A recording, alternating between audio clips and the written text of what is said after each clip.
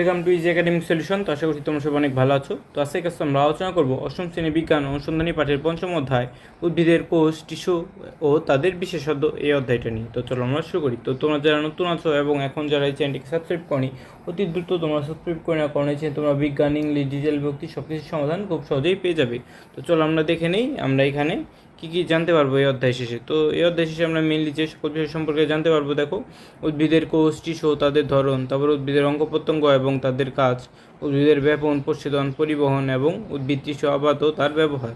তো চলো আমরা দেখে নিই এখানে কী বলা হয়েছে। তো দেখো তোমরা ইতিমধ্যে জেনেছো যে জীবদেহের যে গাঠনিক একক হচ্ছে কোষ, অর্থাৎ সবগুলো জীবই কি একটা কোষ দিয়ে গঠিত হয়। তো দেখো সরল এক কোষই উদ্ভিদ দেহ একটি কোষ দিয়ে গঠিত হয়। আবার অনেক যে জটিল উদ্ভিদ আছে তারা কি বহুকোষী জীব, অর্থাৎ তাদের দেহ বহু কোষ নিয়ে, অনেকগুলো কোষ নিয়ে গঠিত হয়। তো দেখো বিভিন্ন অঙ্গের কাজ হয় আলাদা, যেমন কোনো অঙ্গ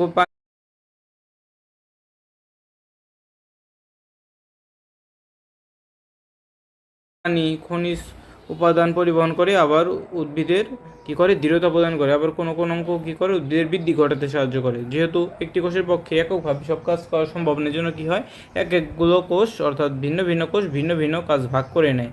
অর্থাৎ দেখো যেইভাবে অনেকগুলো কোষ একত্রিত হয়ে প্রয়োজনীয় শারীরবৃত্তিক কাজগুলো সম্পাদিত করে। তো যখন উদ্ভিদের কোনো কোষগুচ্ছ সম্মিলিতভাবে প্রয়োজনীয় শারীরবৃত্তীয় কাজ সম্পন্ন করে, তখন তাকে কী বলা হয়, টিস্যু বলা হয়। অর্থাৎ ধরো এখানে অনেকগুলো কোষ আছে, এরা সবাই মিলে কী করছে, উদ্ভিদের বৃদ্ধিতে সাহায্য করছে, এরা একটা টিস্যু। আবার এখানে কতগুলো কোষ আছে, এরা আবার কী করছে, উদ্ভিদের খাদ্য পরিবহনে সাহায্য করছে, এরাও এক ধরনের টিস্যু। অর্থাৎ যারা যারা এক ধরনের কাজ করে, যে সকল কোষ, তাদেরকে আমরা একত্রে কী বলবো, তাদেরকে একত্রে আমরা বলবো হচ্ছে টিস্যু। ঠিক আছে। তো দেখো এরপরে কী বলা আছে, টিস্যু প্রকারভেদ, অর্থাৎ টিস্যুর প্রকারভেদ নিয়ে এখানে আলোচনা করা হয়েছে। তো দেখো তোমরা হয়তো অনেকে খেয়াল করেছো কি, যে বীজ থেকে অঙ্কুরিত উদ্ভিদ কী হয়, ধীরে ধীরে বড় হয়, ও এই সময় কি দেখা যায়, পাতার সংখ্যা বৃদ্ধির সাথে সাথে উদ্ভিদের কাণ্ড বড় হয়। অর্থাৎ একটা গাছ যখন বড় হয়, তার কিন্তু এই কাণ্ডটা আস্তে আস্তে বড় হতে থাকে, এবং তার যে এই কি যে শাখা পোশাক আছে সেগুলো কিন্তু আস্তে আস্তে বড় হয়, তাই না? এবং এর মূল যা আছে সেটাও বড় হয়। তো দেখো কোনো ধরনের টিস্যু এই ধরনের কাজগুলো করে থাকে, তারা কি একই রকম নাকি আলাদা আলাদা, তো এই বিষয়ে আমরা মূলত আলোচনা করব। তো দেখো কোষ বিভাজনের ফলেই উদ্ভিদের কী করে, বৃদ্ধি ঘটে। তাই টিস্যু গঠনকারী কোষের বিভাজন অনুযায়ী সব ধরনের টিস্যুকে ভাজক টিস্যু, স্থায়ী টিস্যু হিসেবে এই দুই ভাগে আমরা ভাগ করতে পারি। তো বলতো ভাজক টিস্যু কোনগুলো, যেগুলো বিভাজিত হয়, অর্থাৎ একটা কোষ থেকে আরও দুইটা, আবার এই দুইটা থেকে আবার চারটা, এইভাবে অনেক বিভাজিত হয়ে তো অনেকগুলো কোষ তৈরি করে।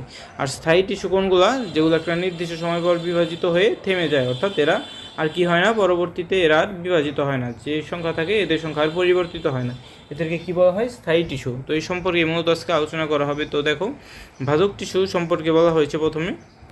তো ভাজক টিস্যু কি, উদ্ভিদের কিছু কোষগুচ্ছে, কোষগুলো কি হয়, অবিরাম বিভাজন হয়, অর্থাৎ শুধু বিভাজিত হতেই থাকে, একটা থেকে দুইটা, দুইটা থেকে চারটা, এরকম বিভাজিত হতেই থাকে, এবং কী হয়, এর ফলে জীবদেহের বৃদ্ধি ঘটে। তো দেখো যে কোষগুলো বিভাজিত হতে পারে সেগুলো হলো ভাজক কোষ, অর্থাৎ যেগুলো কী করে একটা থেকে দুইটা হয়, দুইটা থেকে চারটা, এগুলোকে বলা হয় ভাজক কোষ। আর এদের বৈশিষ্ট্য কী, দেখো এই ভাজক কোষের বৈশিষ্ট্যগুলো হলো, ভাজক টিস্যুর কোষগুলো জীবিত ও অপেক্ষাকৃত কি ছোট আকৃতির হয়ে থাকে, অর্থাৎ এদের আকৃতিগুলো অনেক ছোট হয়ে থাকে। এরপর আরেকটা বৈশিষ্ট্য হচ্ছে, এদের যে কোষ থাকে সে কোষের নিউক্লিয়াসটা অনেক বড় থাকে। কী হয়, এদের যে নিউক্লিয়াসটা থাকে অনেক এটা বড় হয়ে থাকে, ঠিক আছে। এবং সাইটোপ্লাজম থাকে, অর্থাৎ ভিতরে যে দানা দানা পদার্থ থাকে, তরল পদার্থ থাকে, এটা অনেক কী হয়ে থাকে, ঘন হয়ে থাকে। তো টিস্যুর কোষগুলো সেলুলোজ দিয়ে, পাতলা আবরণ দিয়ে এর কোষপ্রাচীর, অর্থাৎ যে কোষপ্রাচীর আছে এটা সেলুলোজ দ্বারা তৈরি হয়ে থাকে। তো ভাজক টিস্যুর কোষ সাধারণত কোষ গহ্বর থাকে না, অর্থাৎ যেমন উদ্ভিদ কোষ আমরা কী দেখেছি এরকম গহ্বর থাকে, তাই না? কিন্তু এই ভাজক টিস্যুর এই কোষে এইরকম যে গহ্বর থাকে না। তো দেখো এই কোষগুলো সাধারণত আয়তাকার, ডিম্বাকার বা পঞ্চভুজ বা সর্বোজাকার হয়। অর্থাৎ এর আকার কী রকম হয়, ভাজক টিস্যুর এই আয়তাকার হতে পারে, আবার এই ডিমের আকৃতি হতে পারে, আর আবার এই যে এরকম পঞ্চভুজ বা এরকম ষড়ভুজাকৃতির হতে পারে, ঠিক আছে। তো দেখো কোষগুলো ঘন সন্নিবিষ্ট হওয়ার মধ্যে এদের আন্তঃকোষীয় ফাঁক থাকে না, অর্থাৎ এই কোষগুলো একটার সাথে আরেকটার ফাঁক দেখতে পাওয়া যায় না, এটা একটার সাথে আরেকটা কী থাকে, লেগে থাকে খুব সুন্দরভাবে।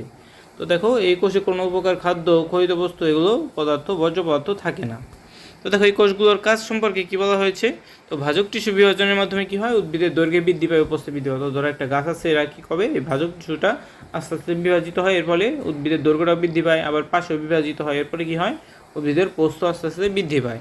অর্থাৎ দেখো ভাজক টিস্যু থেকে স্থায়ী টিস্যু তৈরি হয়, এবং ভাজক টিস্যু বিভাজনের মাধ্যমে কী করে, ক্ষত স্থান পূরণ করে। অর্থাৎ ধরো একটা উদ্ভিদের কোনো একটা অঙ্গ বা মানুষেরই কোনো একটা অঙ্গ কী হয়ে গেল, সমস্যা হলো, সেখানে কী হবে, এটা পূরণ হবে ভাজক টিস্যুর মাধ্যমে, ঠিক আছে।